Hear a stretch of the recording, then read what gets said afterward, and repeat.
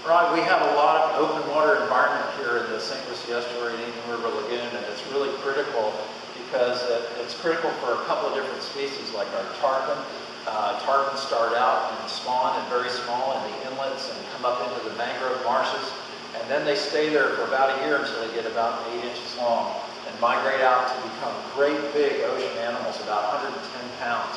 And so the tarpon in here are examples of that, along with snook, which have that black lateral line or stripe along the side. Snook are very valuable to our system, a primary game fish in our area for anglers and people. And then also the spotted sea trout, which are really critical. They spawn only in the river and stay entirely in the river their whole life cycles. Both the adults and juveniles are spawning right in the St. Lucie Estuary. So these are some of the examples of really great fish that inhabit our area and that are need the habitats of the St. Lucie Estuary. Right into the Indian River Lagoon, St. Lucie Estuary, all the way up the North and South Forks. And it is such a valuable resource. And one of the valuable habitats in that resource are oyster beds. And there are oyster reefs in the middle estuary because oysters take on both salt and fresh water from the ocean, and the freshwater mixture right there in the middle estuary is such an ideal spot for oysters.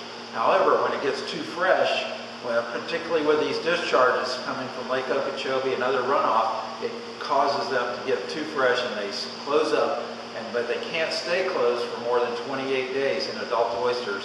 And then when they open up, they die because they can't stand fresh water for longer than 28 days. So unfortunately, we've had a lot of freshwater inflow from all the runoff, particularly Lake Okeechobee being so high, and they're dumping a lot of that into our estuary, and it's really critically affecting our oyster reefs.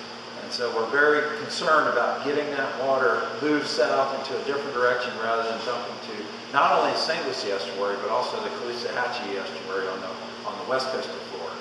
So it's critical we get those discharges stopped from not only St. Lucie Canal, but also C-23, 24 agricultural canals as artificial inputs into the estuary. And that's what's really critical about our system.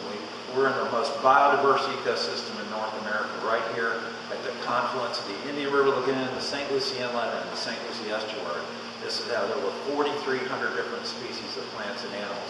And right here at Florida Oceanographic is a great place, the Coastal Center, to come on over and learn about the environment. We have a lot of animals and things that relate to our river, and so you can learn about it and really touch and feel and get involved and help out the situation. So we look forward to you coming over to visit the Florida Oceanographic Coastal Center.